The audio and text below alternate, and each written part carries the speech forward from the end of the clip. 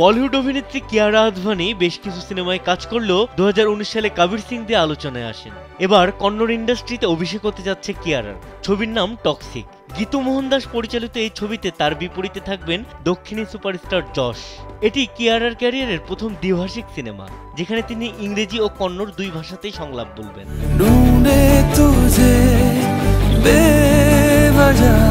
Toxic সিনেমায় যশ ও কিয়ারার পাশাপাশি অভিনয় করেছেন ড্যারেল ডি সিলভা, নয়নতারা, হুমা কুরেশি সহ আরো অনেকে। বর্তমানে বেঙ্গালুরুতে চলছে ছবির শুটিং, যেখানে নির্মাতারা দ্বিভাষিক সংলাপের ধারণা বাস্তবায়ন করছেন। কিয়ারা যশের এই নতুন জুটি নিয়ে দর্শকদের মাঝে ইতোমধ্যেই উত্তেজনা দেখা দিয়েছে। স্যান্ডেলিনা সো, রূপচর্চায় আভিজাত্য।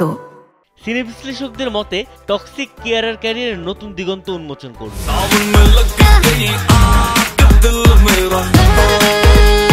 বলিউডে একের পর এক হিট সিনেমার পর এবার দক্ষিণী সিনেমায় নিজের দক্ষতা প্রমাণের সুযোগ পাচ্ছেন তিনি।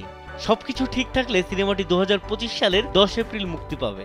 কিয়ারাকে সবশেষ দেখা যায় এবছর জানুয়ারিতে মুক্তি পাওয়া গেম চেঞ্জার সিনেমায়, যেখানে তিনি রামচরণের বিপরীতে প্রধান নারী চরিত্রে অভিনয় করেছেন। ভারতীয় রাজনৈতিক প্রেক্ষাপটের উপর ভিত্তি করে নির্মিত এই সিনেমাটি পরিচালনা করেছেন এস শঙ্কর।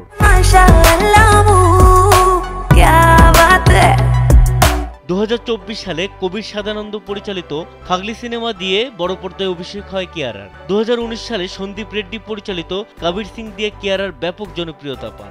চলতি বছরের শুরুতে কিয়ারার তেলুগু সিনেমা গেম চেঞ্জার মুক্তি পায়।